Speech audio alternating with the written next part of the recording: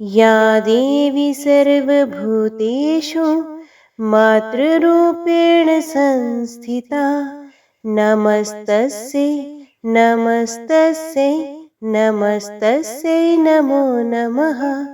या देवी सर्वभूतेषु मातृरूपेण संस्थिता नमस्तस्यै नमस्तस्यै नमस्तस्यै नमो नमः। जय माता दी। आज की वीडियो में हम 10 महाविद्याओं में से एक महाविद्या माता बगलामुखी की कथा, साथ ही माता महागौरी की कथा और उसके साथ ही दुर्गा सप्तशती का पाठ, श्रवण व पठन करेंगे। उम्मीद करती हूँ कथा का पूरा फल लेने के लिए आप कथा को शुरू से लेकर अंत तक जरूर श्रवण करेंगे, क्योंकि कथा का पूरा फल कथा को पूरा सुनने से ही मिलता है। आधा अधूरा छोड़ने से हम सिर्फ पाप के भागीदार ही बनते हैं। तो चलिए आज की इस कथा को हम शुरू करते हैं। जय माता दी। व्यष्टि रूप में शत्रुओं को नष्ट करने की इच्छा रखने वाली तथा समष्टि रूप में परमात्मा की संहार शक्ति ही बगला है। पीताम्बर विद्या के नाम से विख्यात बगलामुखी की साधना प्राय शत्रु भय से मुक्ति और वाक सिद्धि के लिए की जाती है। इनकी उपासना में रुद्रमाला, पीत पुष्प एवं पीत वस्त्र का विधान है। महाविद्याओं में इनका 8वां स्थान है। इनके ध्यान में बताया गया है कि सुधा समुद्र के मध्य में स्थित मणि में मंडप में रत्न में सिंहासन पर विराज रही हैं।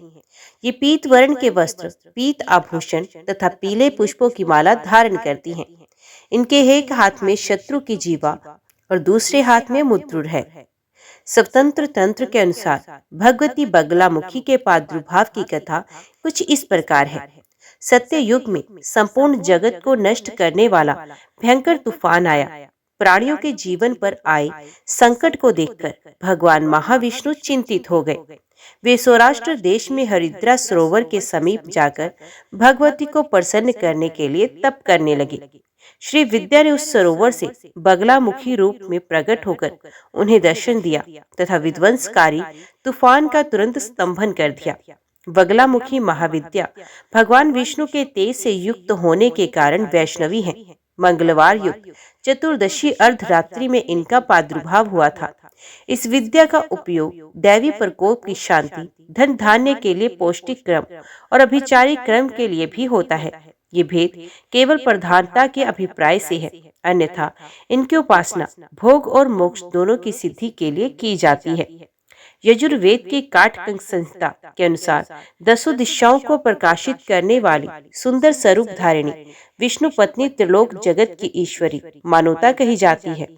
स्तंभकारिणी शक्ति व्यक्त और अव्यक्त सभी पदार्थों की स्थिति का आधार पृथ्वी रूपा शक्ति है। बगला उसी स्तंभन शक्ति की अधिष्ठात्री देवी है। शक्ति रूपा बगला की स्तंभन शक्ति से त्रिलोक वृष्टि प्रदान करता है। उसी से आदित्य मंडल ठहरा हुआ है। उसी से स्वर्ग लोक भी स्तंभित है। भगवान श्री कृष्ण भी गीता में कहकर उसी शक्ति का समर्थन किया। तंत्र में वही सत्वन शक्ति बगलामुखी के नाम से भी जानी जाती है। श्री बगलामुखी को ब्रह्मशास्त्र के नाम से भी जाना जाता है। ऐहिक या पारलौहिक देश अथवा समाज में दुखद अरिष्टों के दमन और शत्रु के शमन के लिए बगलामुखी के समान कोई मंत्र नहीं। चिरकाल से साधक इन्हीं महादेवी का आश्रय लेते रहे हैं। इनकी बड़वामुखी, जातवेदमुखी, उल्कामुखी, ज्वालामुखी तथा बृहद्वानमुखी 5 मंत्र भेद हैं। कुंडिका तंत्र में बगलामुखी के जप के विधान पर विशेष प्रकाश डाला गया है।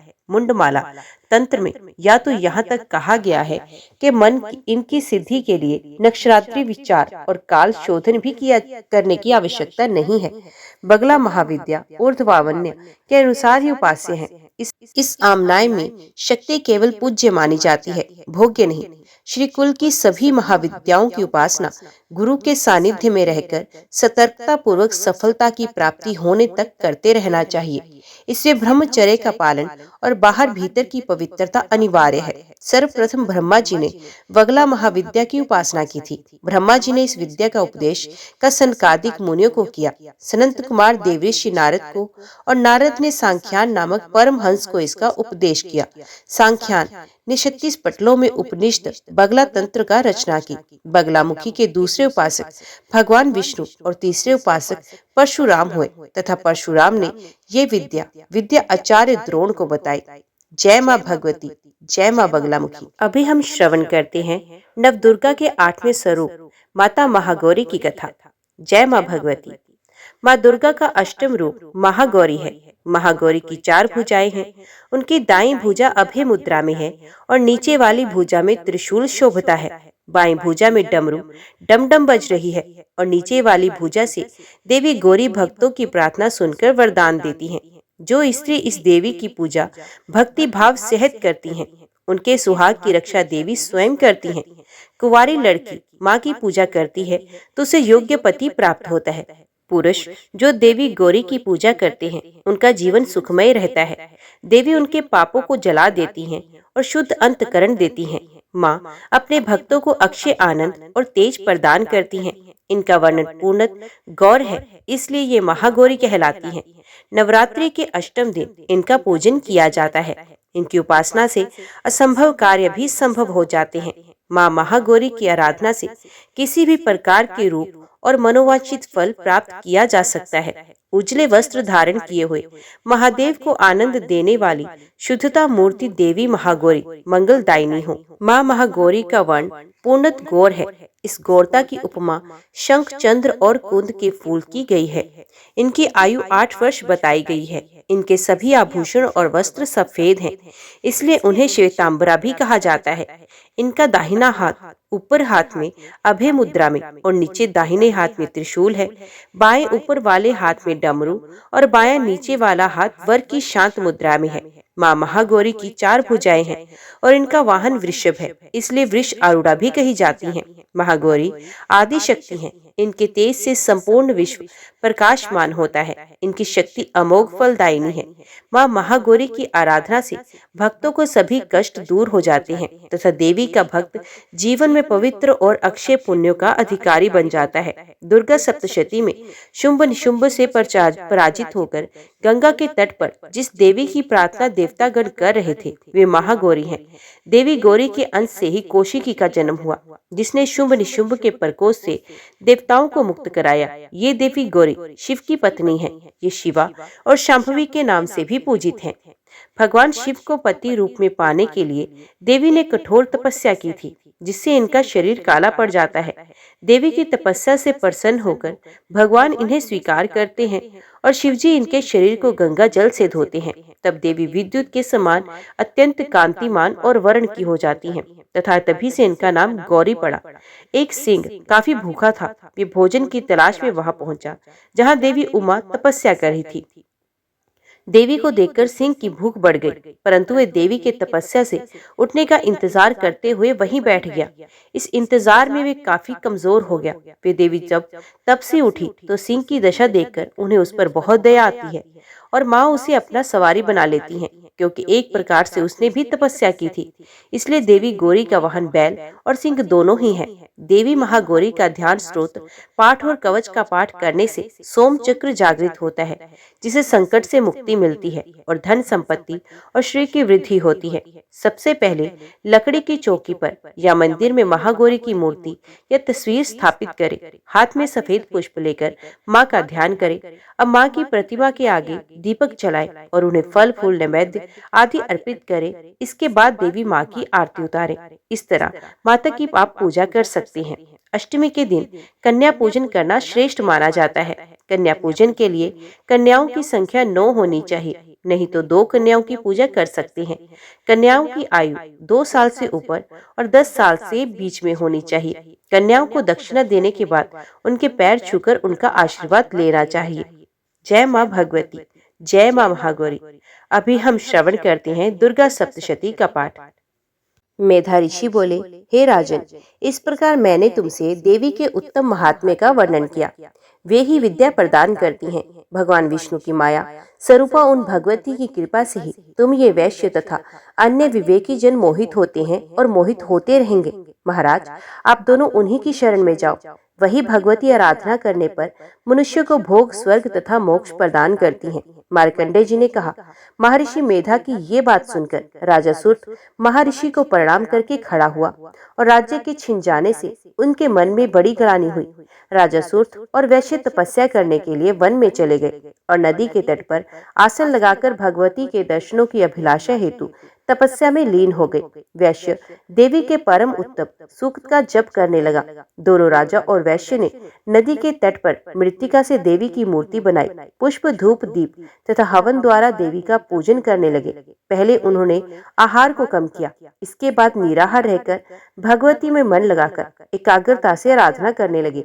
वे दोनों अपने शरीर से रक्त से देवी को बलि देते हुए 3 वर्ष तक लगातार भगवती की आराधना करते रहे। 3 वर्ष के बाद देवी ने उनको प्रत्यक्ष दर्शन दिए। देवी बोली, हे राजन, अपने वंश का प्रसन्न करने वाले वैश्य, तुम जिस वर की इच्छा रखते हो वे मुझसे मांग सकते हो। मैं तुम्हारी इच्छा पूरी करूंगी। मैं तुम दोनों पर अत्यंत प्रसन्न हूँ। मार्कंडेय जी बोले, ये सुनकर राजा ने अगले जन्म में नष्ट ना होने वाला अखंड राज्य और इस जन्म में बलपूर्वक अपने शत्रु को नष्ट करने के पश्चात अपना राज्य प्राप्त करने के लिए देवी से वरदान मांगा। वैश्य ने भी, जिसका चित्त संसार की ओर से विरक्त हो चुका था, भगवती देवी से अपनी ममता तथा अहंकार रूप आसक्ति को नष्ट कर देने वाला ज्ञान को देने के लिए वरदान मांगा। भगवती देवी ने कहा, हे राजन, तुम शीघ्र ही अपने शत्रु को मारकर पुण्य अपना राज्य प्राप्त करोगे तथा तुम्हारा राज्य स्थिर रहने वाला होगा। इसके बाद मृत्यु के पश्चात आप सूर्य देव के अंश से जन्म लोगे। तुम्हारा नाम सावर्णिक होगा तथा इस पृथ्वी पर मनु के नाम से तुम्हारी ख्याति होगी। हे वैश्य कुल में श्रेष्ठ, आपने जो मुझसे वर मांगा है वे मैं आपको देती हूँ। आपको मोक्ष देने वाले ज्ञान की प्राप्ति होगी। मार्कंडेय जी बोले, इस प्रकार देवी उन दोनों को मनोवांछित वर प्रदान कर अंतर ध्यान हो गई और इस प्रकार देवी से वरदान प्राप्त कर राजा सूर्य देव के अंश से जन्म लेकर इस पृथ्वी पर सावर्णिक मनु के नाम से उत्पन्न होंगे। जय माता दी। अभी श्रवण करती हैं देवी सूक्तम। देवी भगवती बोली, मित्र वरुण अग्नि, इंद्र रुद्र वसु, आदित्य विश्वदेव और अश्वनी कुमारों, साम याग विश्वकर्मा, सूर्य और ईश्वर नाम के देवों को मैंने ही धारण कर रखा है। जो मनुष्य देवताओं के उद्देश्य से हवन यज्ञ आदि का अनुष्ठान करते हैं, उनका फल मुझ में ही विद्यमान है। ब्रह्म साक्षात सांवित ज्ञान रूपा मैं ही हूँ। ब्रह्मांड के अधिष्ठात्री पार्थिव और अपार्थिव प्रदान करने वाली भी मैं ही हूँ। ये ज्ञान ही सब उपासनाओं का मूल है। मैं ही अनंत जीवों में उपस्थित हूँ। जीवों में अनादि खाद्य द्रव्य ग्रहण करने की क्रिया, देखना, सुनना, प्राय धारण करना आदि क्रियाएं मेरे ही कारण संभव हैं। देवता भी अनेक भावों से मेरी उपासना करते हैं। जो मनुष्य मुझे उपरोक्त भावना की दृष्टि से नहीं देखते, उनका विनाश अवश्य संभावी है। मैं जिसे चाहती हूँ उसे उच्च पद प्रदान करती हूँ, ब्रह्म के दर्शन कराती हूँ, ऋषि और स्वर्ग ज्ञान संपन्न महर्षि बनाती हूँ, रुद्र के लिए धनुष चलाती हूँ। मेरी आत्मा ने ही जगत पिता ब्रह्मा को उत्पन्न किया। इसके ऊपरी भाग में आनंदमय कोश के अंदर विज्ञानमय कोश में तेरा कारण अवस्थित है। देवता और मनुष्य मेरे द्वारा ही सेवित है। मैं समस्त लोकों में प्रविष्ट होकर रहती हूँ। मैं जल वायु की तरह प्रथित होती हूँ। इसी से ये समस्त सृष्टि आरंभ होती है। इस स्वर्ग तथा मृत्यु लोक के परे भी मैं ही विद्यमान हूँ। यही मेरी महिमा है। अपराध क्षमापन स्तोत्र। हे देवी, मुझे मंत्र, यंत्र, स्तुति, आवाहन, ध्यान, मुद्रा करना आदि का ज्ञान नहीं है। मैं केवल आपका भजन ही करता हूँ, इसलिए मुझे क्षमा प्रदान करें। मैं अज्ञान से, दृढ़ता से, विरह से लिप्त हूँ। हे माता, अपने चरणों में त्रुटि समझते हुए भी आप हमारा ध्यान रखें, मेरा उद्धार करने की कृपा करें। पृथ्वी की भांति अपने पुत्रों का सरल स्वभाव जानकर मेरे अपराध को क्षमा करें, मेरा कभी त्याग ना करें। हे जगत माता, मैं तुम्हारी आराधना नहीं कर पाता, फिर भी मैं यही चाहता हूँ कि आपका स्नेह मेरे ऊपर निरंतर बना रहे। हे माता, यदि आपकी कृपा मुझ पर बनी रही तो मैं पेट ही भरता रहूंगा, स्व पाके, जल पाके, माधुपा के होकर भी निराशित ही बना रहूंगा। हे जननी, जपने जप विधियों का ज्ञान प्राप्त करने का क्या तरीका है? चिता की भस्म लगाकर हलाहल विष का पान करने वाले, जटाधारी, कंठ में सर्पों की माला डाले, पशुपति शंकर के पति वाले, कपाल हाथ में लिए, तीनों लोकों का पालन करने वाली, जगदीश की पदवी देने वाली, हे भवानी, मुझे अपने चरणों में स्थान दो। मुझे न मोक्ष की अभिलाषा है, न संपूर्ण वैभव की ही इच्छा, न मुझे ज्ञान की आकांक्षा है। मैं आपकी सेवा करता रहूं, मेरी यही एक इच्छा है। हे माता, मैं आपसे विनती करता हूँ, जन्म जन्मांतर तक आपके चरणों की सेवा में लिप्त रहूं। हे शिवानी, आप यदि किंचित मात्र भी मुझ अनाथ पर कृपा कर दो तो मेरा जन्म सफल हो जाए। हे दुर्गे, दयानिधे, मैं भूख प्यास के समय भी आपका स्मरण करता रहूं। हे जगदम्बे, इससे विचित्र और क्या बात हो सकती है कि आप अपनी कृपा से मुझे परिपूर्ण कर दो। अपराधी होते हुए भी हे माता, मैं आपकी कृपा से वंचित ना रह जाऊं, मेरी यह अभिलाषा है। हे महादेवी, आप जो उचित समझो वही मेरे साथ करो। जय मातेश्वरी। अभी हम श्रवण करते हैं भगवती पुराण की कथा। नारद जी बोले, भगवती षष्ठी, मंगल चंडी और मनसा देवी मूल प्रकृति की कला है। मैं इनकी उत्पत्ति तथा इनका चरित्र स्वरूप में सुनना चाहता हूँ। श्री नारायण बोले, मूल प्रकृति के छठे अंश से जो देवी आविर्भूत हैं, जो भगवती षष्ठी कहलाई गई, ये बालकों की अधिष्ठात्री देवी हैं। इन्हें विष्णु माया और बालदा भी कहा जाता है। ये मातृकाओं में देवसेना नाम से प्रसिद्ध हैं। उत्तम व्रत का पालन करने वाली तथा साध्वी ये भक्ति षष्ठी स्वामी कार्तिकेय की भार्या है और इन्हें प्राणों से भी अधिक प्रिय हैं। ये बालकों को आयु प्रदान करने वाली, उनका भरण पोषण करने वाली तथा उनकी रक्षा करने वाली है। ये सिद्ध योगिनी देवी अपने योग के प्रभाव से शिशुओं के पास निरंतर विराजमान रहती हैं। हे ब्राह्मण, उन षष्ठी देवी की पूजा विधि तथा ये इतिहास भी सुनिए, जिसे मैंने धर्मदेव के मुख से सुना है। ये आख्यान पुत्र तथा परम सुख प्रदान करने वाला है। स्वयंभू मनु के पुत्र प्रियव्रत नाम वाले एक राजा थे। योगीराज प्रियव्रत विवाह नहीं करना चाहते थे। वे सदा तपस्या में संलग्न रहते थे, किंतु ब्रह्मा जी की आज्ञा तथा उनके प्रयत्न से उन्होंने विवाह कर लिया। हे मुने, विवाह करने के अनंतर बहुत समय तक जब उन्हें पुत्र प्राप्ति नहीं हुई, तब महर्षि कश्यप ने उनसे पुत्रेष्टि यज्ञ कराया। मुनि ने उनकी प्रिय भाया मालिनी को यज्ञ चरु प्रदान किया। उस चरु के ग्रहण कर लेने पर उन्हें शीघ्र ही गर्भ स्थित हो गया। वे देवी उस गर्भ को दिव्य 12 वर्षों तक धारण किए रही। हे ब्राह्मण, तत्पश्चात उन्होंने स्वर्ण सदृश कांति वाले शरीर के समस्त अवयव से संपन्न मरे हुए तथा उल्टी आंखों वाले पुत्र को जन्म दिया। उसे देखकर सभी स्त्रियां तथा बांधवों की पत्नियां रोने लगी और महान पुत्र शोक के कारण उसकी माता मूर्छित हो गई। हे मुने, उस बालक को लेकर राजा प्रियव्रत शमशान गए और वहां निर्जन स्थान में पुत्र को अपने वक्ष से लगाकर रुदन करने लगे। राजा ने उस पुत्र को नहीं छोड़ा, वे प्राण त्याग करने को तत्पर हो गए। अत्यंत दारुण पुत्र शोक के कारण राजा का ज्ञान योग विस्मृत हो गया। इसी बीच वहां उन्होंने शुद्ध स्फटिक मणि के समान प्रकाशमान बहुमूल्य रत्नों से निर्मित, तेज के निरंतर दैदीप्यमान रेशमी वस्त्र से सुशोभित, अनेक प्रकार के अद्भुत चित्रों से विभूषित और पुष्य तथा मालाओं से सुसज्जित एक विमान देखा। साथ ही उन्होंने उस विमान में कमनीय, मनोहर, श्वेत चंपा के वर्ण के समान आभा वाली, सदा स्थायी रहने वाली, तारुण से संपन्न, मंद मंद मुस्कान युक्त, प्रसन्न मुख वाली, रत्न निर्मित, आभूषणों से अलंकृत, कृपा की साक्षात मूर्ति, योग सिद्ध और भक्तों पर अनुग्रह करने के लिए परम आतुर प्रतीत होने वाली देवी को भी देखा। उन देवी को समक्ष देखकर राजा ने उस बालक को भूमि पर रखकर परम आदर पूर्वक उनका स्तवन तथा पूजन किया। हे नारद, तत्पश्चात राजा प्रियव्रत प्रसन्नता को प्राप्त ग्रीष्मकालीन सूर्य के समान प्रभा वाली, अपने तेज से देदीप्यमान तथा शांत स्वभाव वाली उन कार्तिकेय प्रिया भगवती षष्ठी से पूछने लगे। राजा बोले, हे सुशोभने, हे कांते, हे सुव्रते, हे वरारोहे, समस्त स्त्रियों में परम धन्य तथा आदरणीय तुम कौन हो? किसकी भार्या हो और किसकी पुत्री हो? हे नारद, नरपेंद्र प्रियव्रत की बात सुनकर जगत का कल्याण करने में दक्ष तथा देवताओं के लिए संग्राम करने वाली भगवती देवसेना उनसे कहने लगी, वे देवी प्राचीन काल में दैत्यों के द्वारा पीड़ित देवताओं की सेना बनी थी। उन्होंने उन्हें विजय प्रदान किया था, इसलिए वे देवसेना नाम से विख्यात हुई। श्री देवसेना बोली, हे राजन, मैं ब्रह्मा जी की मानसी कन्या हूँ। सब पर शासन करने वाली मैं देवसेना नाम से विख्यात हूँ। विधाता ने अपने मन से मेरी सृष्टि करके स्वामी कार्तिकेय को सौंप दिया। मातृकाओं में विख्यात मैं स्वामी कार्तिकेय की पतिव्रता भार्या हूँ। भगवती परा प्रकृति का षष्ठांग होने के कारण मैं विश्व में षष्ठी इस नाम से प्रसिद्ध हूँ। मैं पुत्रहीन को पुत्र, पति को प्रिय पत्नी, दरिद्रों को धन देने वाली और कर्म करने वालों को उनके कर्म का फल देने वाली हूँ।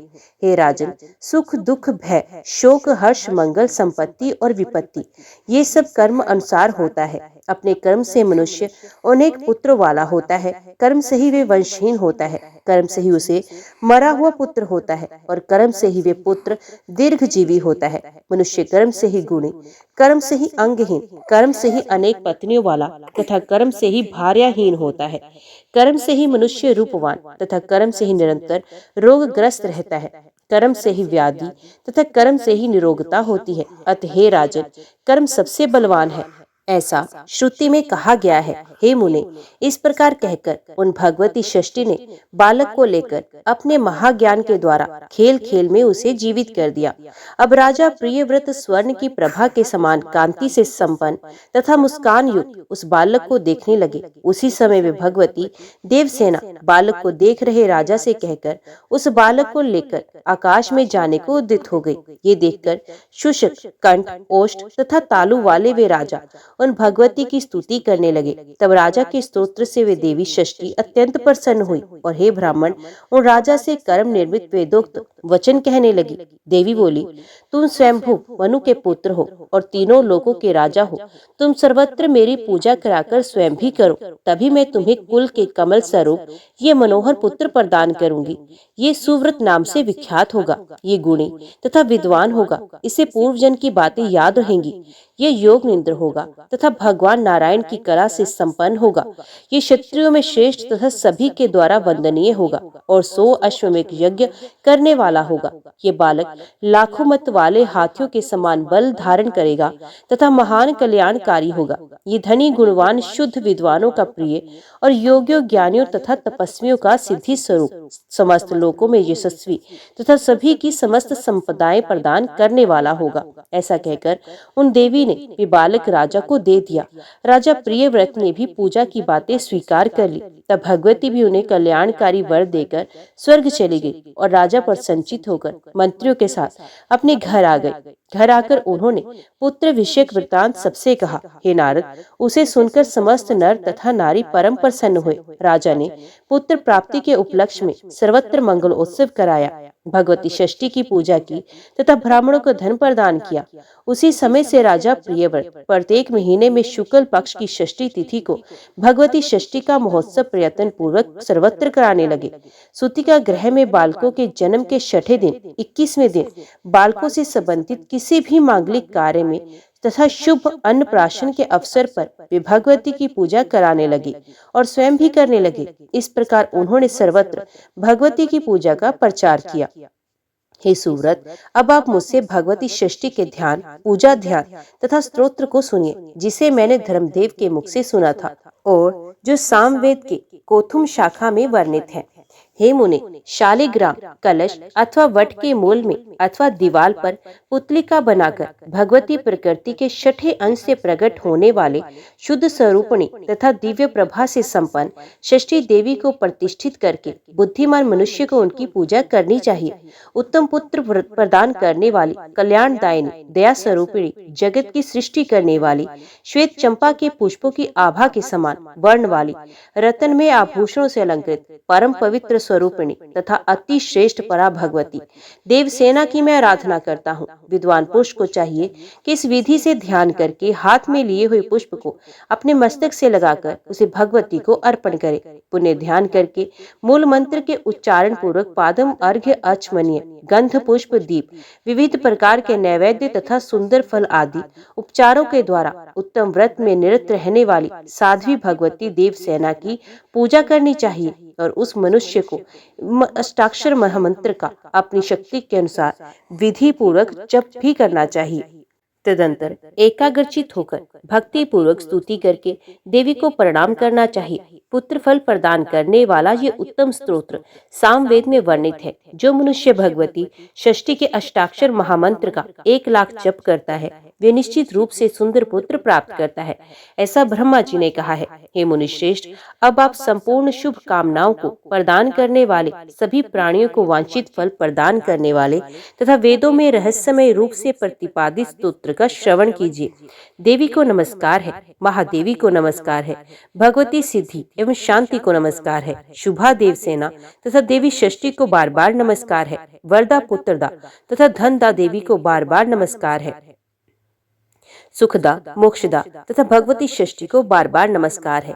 मूल प्रकृति के छठे अंश में अवतीर्ण सृष्टि स्वरूपिणी तथा सिद्ध स्वरूपिणी भगवती को बार बार नमस्कार है। माया तथा सिद्ध योगिनी षष्ठी देवी को बार बार नमस्कार है। सार स्वरूपिणी शारदा तथा परा देवी को बार बार नमस्कार। बालकों की अधिष्ठात्री देवी को नमस्कार। षष्ठी देवी को बार बार नमस्कार है। कल्याण प्रदान करने वाली, कल्याण स्वरूपिणी, सभी कर्मों के फल प्रदान करने वाली तथा अपने भक्तों के प्रत्यक्ष दर्शन देने वाली देवी षष्ठी को बार बार नमस्कार है। संपूर्ण कार्यों में सभी के लिए पूजनीय तथा देवताओं की रक्षा करने वाली स्वामी कार्तिकेय की भार्या देवी षष्ठी को बार बार नमस्कार है। शुद्ध सत्व स्वरूपिणी, मनुष्यों के लिए सदा वंदनीय तथा क्रोध हिंसा से रहित षष्ठी देवी को बार बार नमस्कार है। हे सुरेश्वरी, आप मुझे धन दीजिए, प्रिय भार्य दीजिए, पुत्र प्रदान कीजिए, मान प्रदान कीजिए तथा विजय प्रदान कीजिए। और हे महेश्वरी, मेरे शत्रु का संहार कर डालिए, मुझे धर्म दीजिए, कीर्ति दीजिए। आप षष्ठी देवी को बार बार नमस्कार।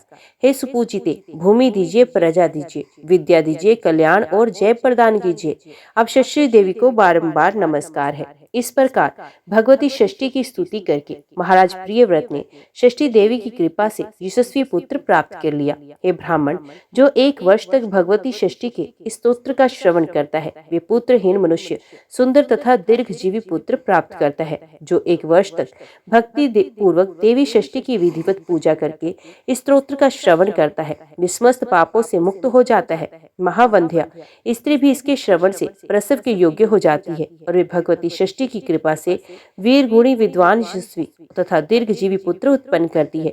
यदि कोई स्त्री काकवंध्या अथवा मृतवत्सा हो तो वे भी 1 वर्ष तक इस स्तोत्र का श्रवण करके षष्ठी देवी के अनुग्रह से पुत्र प्राप्त कर लेती है। पुत्र के व्याधिग्रस्त हो जाने पर यदि माता पिता 1 मास तक इस स्तोत्र को सुने तथा षष्ठी देवी की कृपा से वे बालक रोग मुक्त हो जाता है। जय माँ भगवती, जय माँ दुर्गा। आज की वीडियो में इतना ही। उम्मीद करती हूँ वीडियो आपको पसंद आई होगी। वीडियो पसंद आई हो तो वीडियो को लाइक और चैनल को सब्सक्राइब जरूर कीजिएगा। जय माता दी लिखकर कमेंट बॉक्स में अपनी हाजिरी और अपने सुझाव देना ना भूलेगा। तो मिलते हैं अगली कथा अगले अध्याय के साथ। तब तक के लिए देखते व सुनते रहिए। जय माँ कंजक, जय माता दी।